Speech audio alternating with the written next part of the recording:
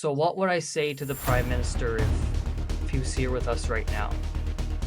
My famous last words to him would be, "Bye, Felicia. Don't call us. We'll call you."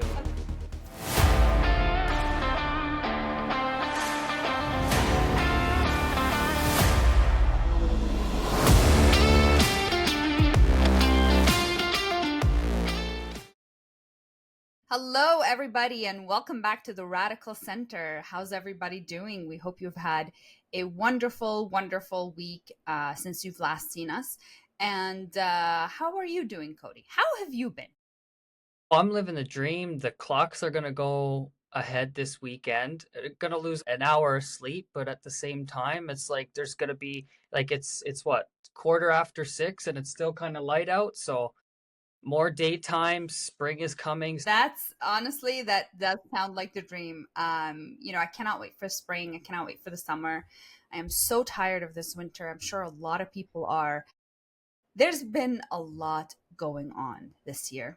We just wrapped up a provincial election. It was, pretty interesting. And now we are dealing with, well, we continue to deal with the tariff threats from the United States. The tariffs now on USMCA products are now on pause until April 2nd. What is going on with Donald Trump? Like, what is happening to him? One day he wants to put tariffs on. The next day he doesn't want the tariffs. The third day he's back to the tariffs. Then he wants to meet us in the middle. And then Doug Ford says, "I don't want to meet in the middle. I want all the tariffs gone, and I'm not going to back down no matter what." What is happening with this guy? Does he have a plan? Does he have a strategy, or is he just, being impulsive? What do you think? Nothing has changed from what I've said from the very beginning, which is that these tariffs were a negotiating tactic used by Trump first to get us to do more on the border, to fund our military, and to fix irritations that they view we have on trade. And so far, Trump has gotten us to do 2 out of 3 of those things. And the way I explain it to people is very simple. Donald Trump is a lot of things, but calling him unpredictable and out of touch is just, it couldn't be farther from the truth. And he has been very clear that he sees these 3 issues, among other things, as a problem even before the 2016 election. The other thing that I would say, and I don't want to lecture Canadians, but I also think that they need to understand what the political environment is in the United States. Essentially, the resistance is dead. The Democrats are in free fall. And there are decisions and policy that you make early on that are unpopular so that it does not affect your standing with voters. In Trump's case, he's making decisions that has a facade of unpopularity. But in reality, his approval ratings are increasing. He's winning more people who didn't vote for him. And people like J.D. Vance, who is heir apparent, is getting a boost too. If you just take a look at the speech that he did in Congress this week, when I watched it, and then I was really shocked when I woke up the next morning to hear that different news outlets, CNN, ABC, they have him at 69 and 70% approval rating on that speech alone. And in a 50-50 country, that's a really big deal, right? So that's kind of the situation there. I try not to get caught up in the day-to-day and the tariffs are on, the tariffs are off.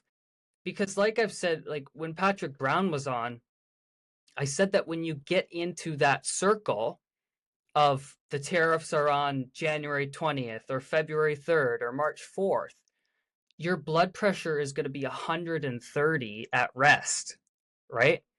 So for me, I mean, because I'm in I think you meant heart rate.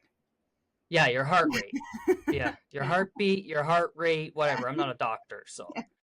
but I try not to get myself worked up over those things because we've dealt with Donald Trump before. The difference is he has he has a real mandate and he has nobody standing in his way. So we have to adapt.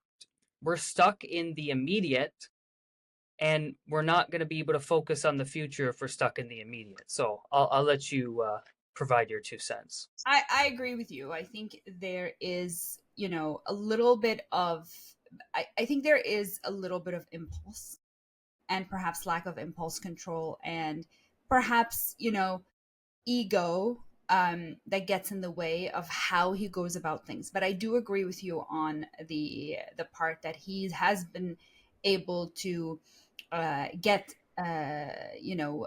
get Canada to move on certain items that he's been wanting them to move on. Now the whole 51st state and all of that stuff, was that part of his strange negotiating strategy? Maybe, but I honestly don't think so. I think there is a lot of impulsivity in the way he does things. I think there's a lot of ego involvement in the way he goes about things, and and but behind all of that, there may be some um, strategic thinking in terms of, this is what I actually want, and this is, you know, this is how I'm going to go about getting it. But yeah, interesting times ahead. We'll see what next week holds for the tariffs and everything that's going on. We know Doug Ford's fighting it. He's got a lot going on. He's got his own war, his own plan of how he's going to kick Donald Trump's behind.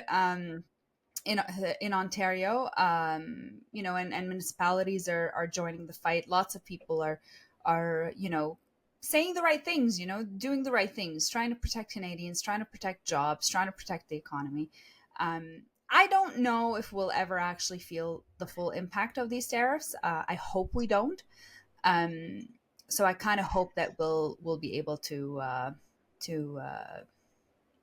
avoid the worst of it.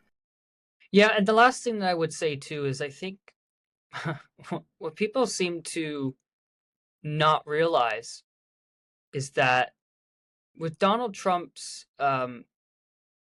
has 4 years, but it doesn't end with him, right? The American people could choose to reelect another Republican president. And the Republican Party is Trump's party. And it is a possibility that we could have to deal with a JD Vance for 4 or 8 more years until 2036. So I also think we need to prepare ourselves and to take a deep breath and to take a while to take stock. Yeah. So we'll see how it goes. We have a very exciting weekend coming up. We're recording this on Friday, and the Liberal leadership race is about to wrap up. There will be a new Liberal leader. That also means that there will be a new Prime Minister. Justin Trudeau has announced that he will no longer be the prime minister after the leadership race. Now, here's the thing. Here's the most interesting thing, Canadians. Lots of people don't know this, but the prime minister is the leader of the governing party. He doesn't even need to have a seat in the House. So, yes, the answer to all of your questions is how could this happen? How could Mark Carney just show up and become prime minister and we didn't vote? And where's the election? It is all part of the Constitution. It is just how our system works. It is just how our system works. It Yes, is just how our system couldn't have works. said it better. Yes. So Mark Carney will be walking into the Prime Minister's office. I expect that he will win on Sunday. I will be surprised, shocked, and confused if, anything else were to happen. But yes, he will be walking into the Prime Minister's office as Prime Minister, probably the next day on Monday. They will probably have some time of transitioning and some handover process, and that'll be that. He'll probably spend a lot of time in briefings. So I already said I think Mark Carney is going to win, but let's talk a little bit about the leadership race. Who do you think is going to win, Cody? Who do you think is going to be second? Who do you think is going to come third? Who do you think will come last? Yeah, I mean, again, not much has changed from last week. I don't think much has changed throughout this entire leadership race. I think that as I said last week, he not officially, but in my eyes, he's the prime minister designate, which means that he's prime minister in waiting. In terms of who's going to come second or third, um, if Chrystia Freeland doesn't come in second, it'll probably be Karina Gould. But it seems like Frank Baylis will come in fourth. But who knows? A lot of things surprise me at leadership conventions. I thought that I didn't think Andrew Scheer was going to become the leader of the party. I didn't think that Aaron O'Toole was going to become leader of the Conservative Party. But that's what happened at the end of the day, right? Yeah, yeah, for sure. Although I think this one is a lot more predictable. I do think Carney will win. I think most likely Christia will come second, and Karina will be third, and most likely Frank will be fourth. I really hope the leader does make room for Frank at some point, because he does bring a lot of good ideas if that's what he's interested in. What do you think went well during this leadership race? What do you think didn't go so well? What do you think went badly? Well, what went well was more specifically during the debates. And the one thing that came out of it, obviously, was Carney misspoke about saying that they agree with Hamas or whatever, and then the Brookfield thing, which is a bigger thing. But in terms of the strategy of keeping, the family together, and not fighting over what to have for dinner at the dinner table, I really think that they did it as best as they could. I mean, I've said from the beginning, I know you disagree. I think that they should have just had caucus appoint a new leader. But this leadership race went pretty smooth. I'm sure we'll talk about it more, but the real test is going to be for Mark Carney in the general election, whenever that may be. Generally, a political party should always hope for a boring leadership race, because you don't want your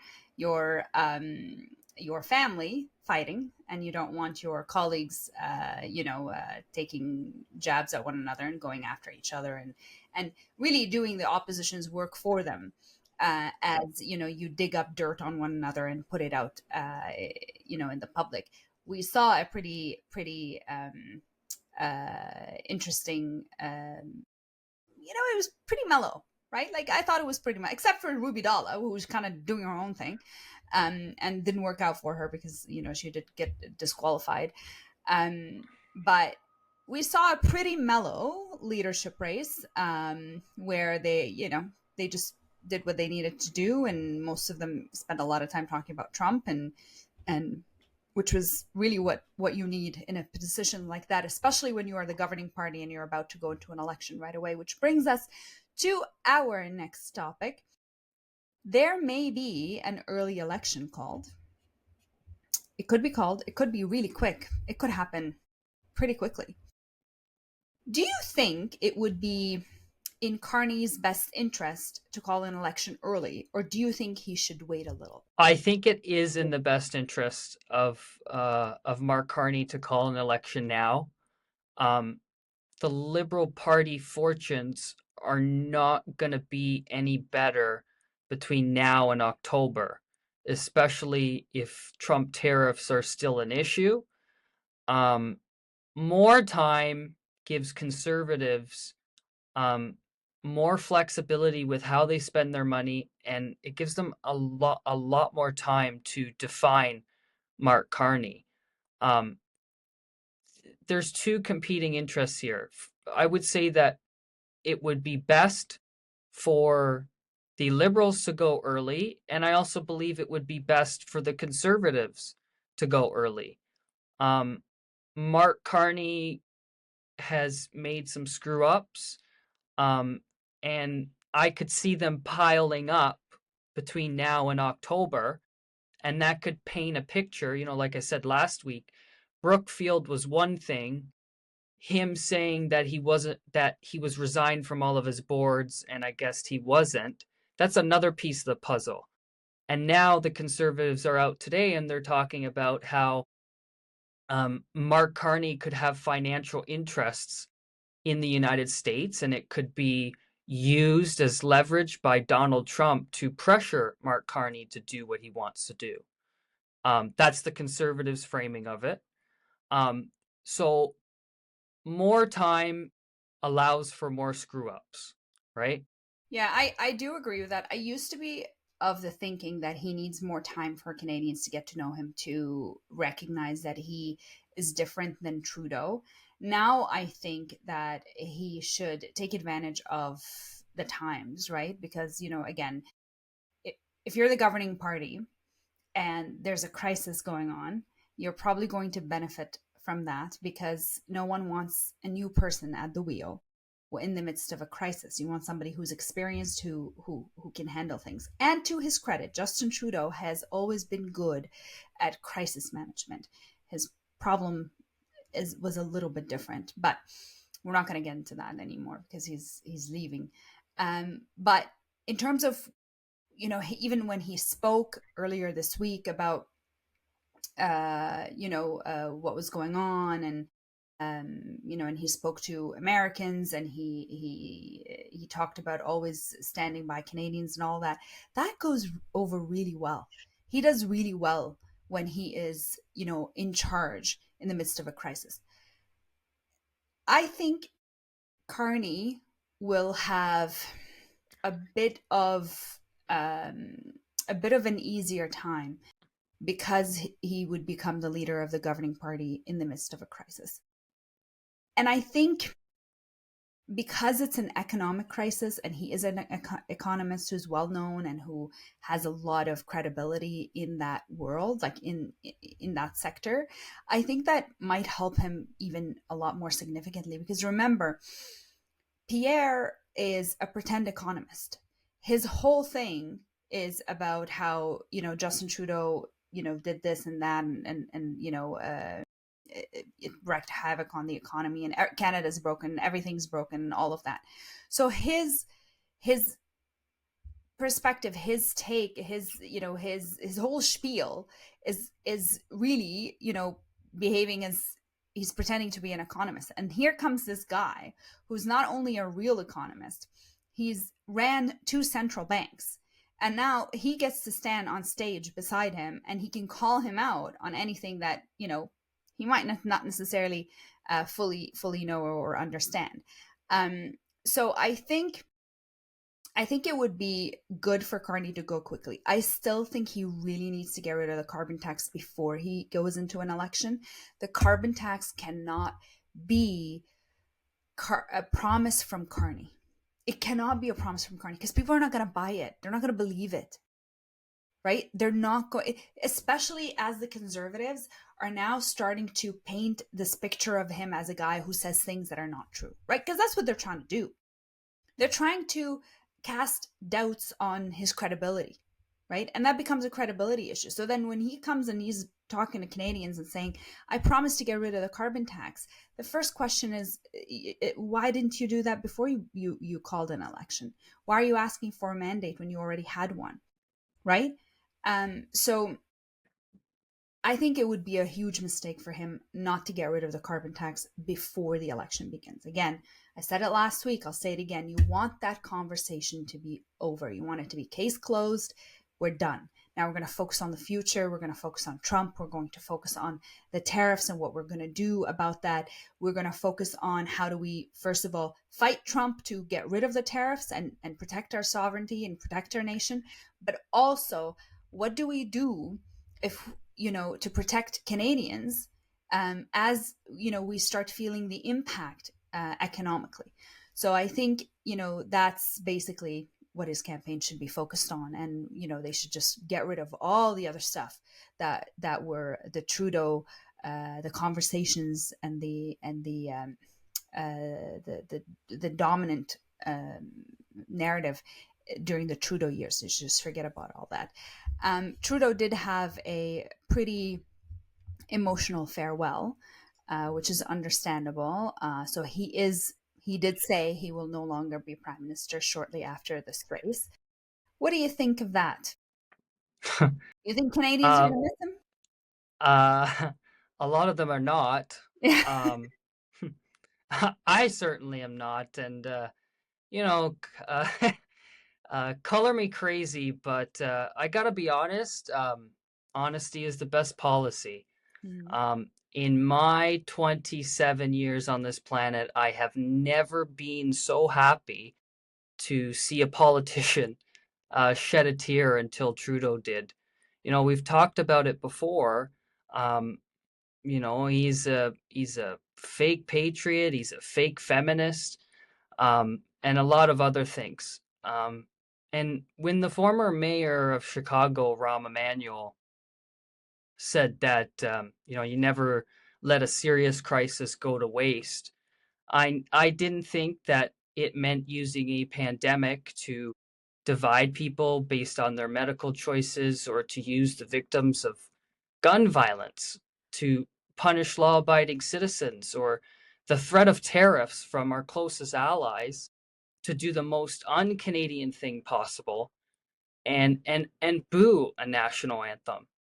Um, I know that we've had bad prime ministers in the past, but from my personal opinion, and a lot of Canadians obviously, I think that no one has done more to destroy the Canadian dream for nurses, firefighters, construction workers, young people, and even immigrants that come to this country for a better life than he has.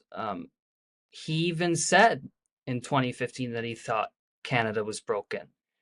And, it wasn't then. We have never been perfect, but we've always strived to be the most freedom loving, the most peacemaking country in the world. And and I think that stopped under him. So what would I say to the prime minister if he was here with us right now? My famous last words to him would be, "Bye, Felicia. Don't call us. We'll call you." That's funny. Um, yeah, I think I would say the Trudeau years have been interesting. It wasn't all bad. I would say it wasn't all bad. Certainly, his first term was quite good. I thought his leadership during the pandemic was necessary. It was a time of crisis, and we had to now how politicized it got and how divisive it got. That's a different story. But this last term, I think there was a lot of things I didn't really understand. I was Like the always carbon tax? I hated the carbon tax from day one because I just didn't really it just didn't make sense practically. I'm a very practical person, right? I'm a very logical. Sometimes, Reasonable, sometimes I'm very likable. logical, but I'm very very practical. Like things have to make sense to me, especially when it comes to public policy. Tell me how this works, right? I want to know how things work. I also want to know what are the impacts of the things that you're doing, right? These are questions you ask. And I served at a school board, very small role, right? And I learned to ask, what are the impacts of this thing?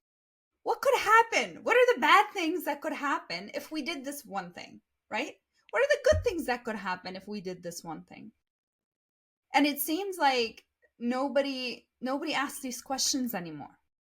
They just go, I believe this is what we should do, and we're just going to do it based on that. And I thought a lot of the things that he did were very ideological and not necessarily rooted in practical reality. And again, that's what being a centrist is all about. So if you ask me today if Justin Trudeau was a centrist, I'd say no, right? I would say he's not a centrist. I don't even know what he is, to be honest. I don't even know what to categorize him at, because some of the things he does are pretty right wing, right? Like his unwavering support for one side during the Middle Eastern conflict. That's not that's not a progressive or even a centrist stand. That's a pretty right wing stance. For majority of it, he sounded like Pierre Poilievre, and it was kind of confusing as to what's going on here. So he's an interesting guy. I never really fully understood um, how he was making decisions and why. Other things that he's done were really good things, like national childcare is a good thing. Pharmacare is a good thing. There's a lot of good things that came out of this government, but perhaps they weren't necessarily at the right time or well thought out or delivered properly, or all these different things, and plus all the scandals, like so many scandals, right? That really really hurt him as well. So we bid farewell to Prime Minister Justin Trudeau. I wish him luck with whatever he's doing next, probably enjoying life and making speeches all around the world, which is what prime ministers do, and that's what he should be doing. um, but yeah, thank you and goodbye. And we look forward to the new government and the new prime minister. And well, it's going to be Carney for at least for a little while. And we'll see how the federal election goes. Um, if there was a federal election, maybe we can end. Maybe we can end on this. Where do you think the parties are right now, or where are the parties right now, in terms of if there's an election called in the next week or so? So the big thing that I would say that has changed from the end of last year to now is that the conservatives were heading for a supermajority, and you know uh, history doesn't repeat itself, but it often rhymes. And like I said from the beginning, I'm still seeing a lot of the Joe Biden versus Donald Trump race when it comes to the polling numbers uh, right now. What I think is that the conservatives are going to have to be disciplined. They're going to have to fight really hard because now there is a watermelon sugar high for Carney right now. The liberals are having voters be a little bit more open to entertaining Mark Carney as the prime minister. Um, the NDP, like, they're in so much trouble. I don't understand why Jagmeet Singh is still the leader. They are the biggest loser in all of this. If you would have asked me in December who would benefit from an early election, I'm sure we would have both agreed that it would have been the conservatives, and that the liberals and the NDP should wait and continue to go to the end. But now it's completely changed, where the NDP, they're really suffering at the fact that progressive voters are a little bit more open to Mark Carney. Um, as to who's going to win the election, I mean, if I had a crystal ball, I'd be a millionaire, but I don't. But I do think that this election is going to be a little bit more competitive between the conservatives and the liberals. You can see that Pierre Poilievre, he has pivoted. He has pivoted to Canada first. He is getting tougher on his language when it comes to Donald Trump. One of the biggest criticisms that liberals have of him is that he's Maple MAGA. He's too Trumpy, and he's going against that grain. He's Canada first. Um, he's wrapping himself in the flag pretty much. And so yeah, I think that's where the parties stand right now. Yeah, Um, I at the agree. end of the day, the voters are going to have their decision, and that's what I have to say. I agree with that. I do, however, I am I am really really thinking that Carney is going to pull this off. Most likely a minority government, not a majority. Maybe even a majority. I don't know. I have a really strong sense that Carney will win the next election. But we'll talk more about that. We're going to talk more about that. I don't know how these things come to me, but they do. But I'm often right. But I agree with you. I think the parties are exactly where you said they are. The NDP hopefully, won't do too badly. But um, unfortunately for them, they've just been struggling. They've been really, really struggling. I think a big part of that is Jagmeet's leadership, and I think there will be a leadership race after this election um, for them, and which we will follow and we will talk about and we will bring you all the updates for. But yeah, I think you're right. I think it's a different time. I remember in the summertime, the polls were so favorable to a conservative supermajority that I tweeted something like, if things keep going this way, um, Pierre is going to have MPs sitting out in the hallway. There's not going to be enough seats, which is obviously a joke. Yeah. But, you know, I think things have changed. And I think Pierre's problem now is going to be his persona. Because, all the issues that he was fighting for are no longer going to be front and center of anybody's mind. And some of the issues will likely be taken away from him if Mark Carney gets rid of the carbon tax, as I keep saying. But they're not going to be front and center of everybody's mind as they were last year, right? The big scary Trudeau, who he made out to be this big terrible monster, is gone. So now you're fighting a new opponent, an opponent people don't dislike. They don't know him, but they don't dislike him. They kind of know him. They're kind of like, I don't know. I'm gonna make up my mind about him.